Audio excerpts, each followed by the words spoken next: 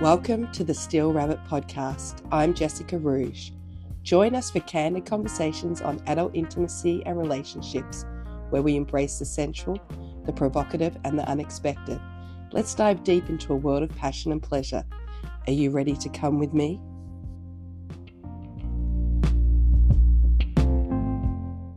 Welcome back to another season of the Steele Rabbit Podcast. I'm Johnny Steele, and I'm joined by never mind. We have a new co-host this season, Jessica Rouge. New name, same dick loving hoe.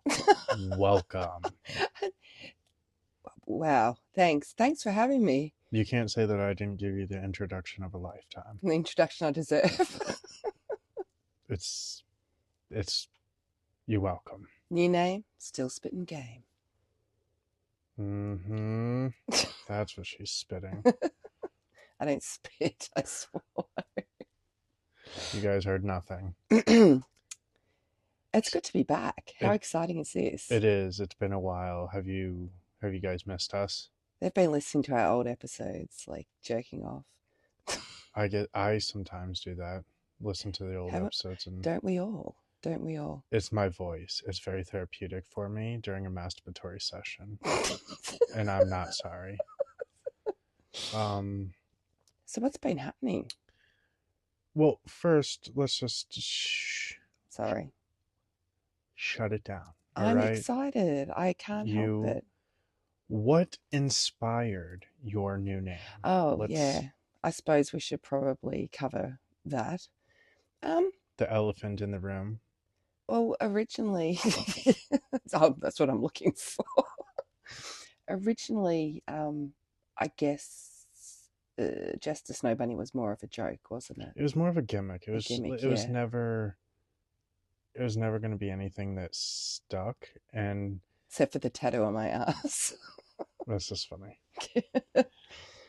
Yeah, but it was never anything that was gonna stick. It was just something that we started the page off, and it did well. It did great. Like, it served its... I saw a lot of BBC. I really did. And you lived your best life, but now here you are. It's a new age. Look, I think the problem for me is I just can't rabbit hole myself. I can't pigeonhole myself. So yeah. I like all cock, you know? Yeah. I just felt like it didn't suit me anymore. But I went through a bit of a lull as well, so I just couldn't sort of muster up the strength to really do anything. And yeah. When I came back out of that, I felt like it was time for something new. Yeah, definitely. And here we are, and here she is. And we had to completely change my name and everything, just to ruin everything. So I'm sorry, everybody. You know how many new graphics I had to make? Exactly. That's fine. We revamped the whole podcast. New my everything. Twitter, everything. New website, graphics, new everything. So Johnny's been on his game. I've been putting in work. A lot of work. So how did your followers feel about your sudden name change? Because it was very sudden. It was. I didn't warn anybody. I'm not like new names coming, but why would I? It's my page. Yeah, no, I agree. I agree. You don't know any of these people. But it was no point, because it was literally a spur of the moment decision, and it just felt right in the moment, so I went with it. But I guess from my point of view, because all I really got was people messaging me in the DMs or whatever, saying, oh, you know, I love the new name. You know, this is very exciting. I really love it. Love the graphics, etc. Whereas you're more the statistics man. So for you could see people dropping off, and particular people dropping off. Yeah. Because of the name change. Yeah. So I didn't really see the negative side of it, I guess. But and we also did a bit of a poll. Numbers wise, though, we did take a hit. We took a hit. We lost a fair bit of followers, but at the same time, we did a poll, and what was that, like 20% or something? Yeah, I think it may have even been like a little bit higher. Yeah, so mostly positive. Mostly positive.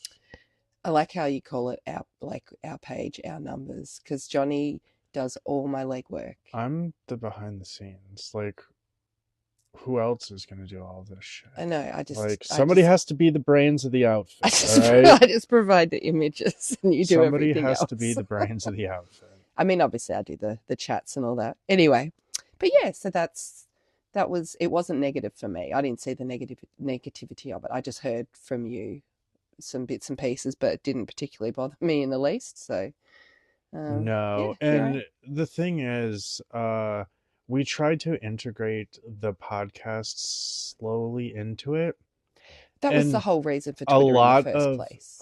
the people, when you were on that Snow Bunny theme, honestly could give two fucks about the podcast. They're Exactly. like, show me your butthole. Yeah. They don't give a fuck about the podcast. They don't give a fuck about your relationship.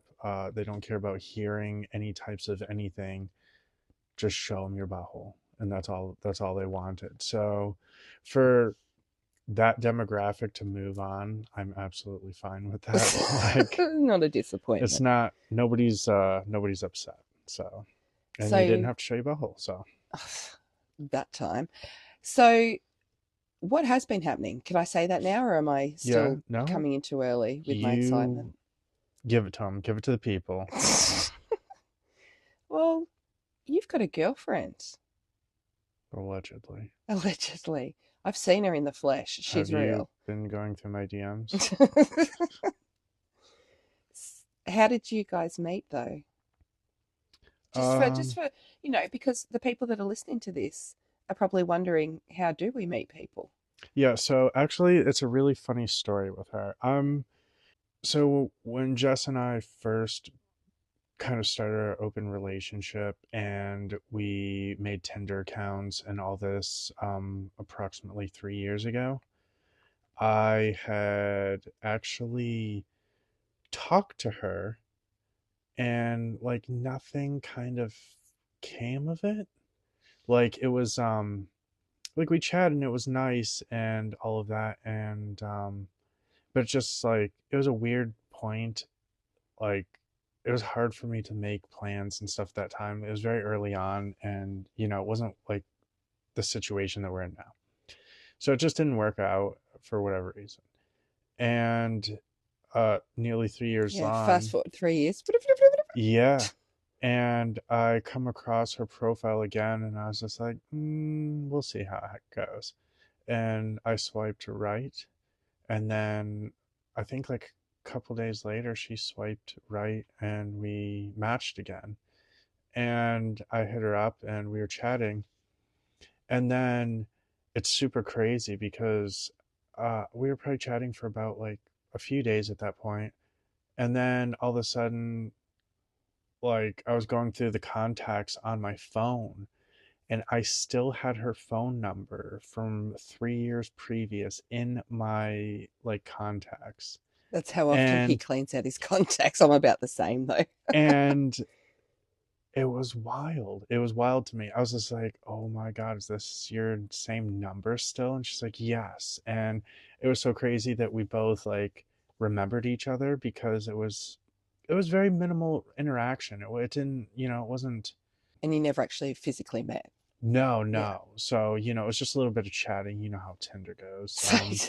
Once, if you guys don't talk for one day, you've already moved on both of you. So it's just like, it's the Tinder mindset. And it's just like, I'm not mad. I'm not upset. But this time I won the girl. So he did. And I love Lilith. She's just like the best. Yes. So I think that's a big thing for a lot of people, is how does this sort of integrate into your life? How do you do being a husband, a father, and a boyfriend? Honestly, I feel like she gets a little bit more end of the shit deal right now. Whereas like I can't give her more time to hang out that I'd like to, because I literally have the kids like 90% of the time. Yes. And it makes it very hard for me to do anything outside, because it's like my free time is the children. Like they're there the whole time.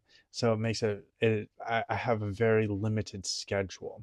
It's not favorable to a... But it's not something that I would like to be long term, because this, yes, like, we do it's need not to fair. change our schedule. It's not fair to everybody. But like, They have, don't get him wrong, they have definitely spent time together.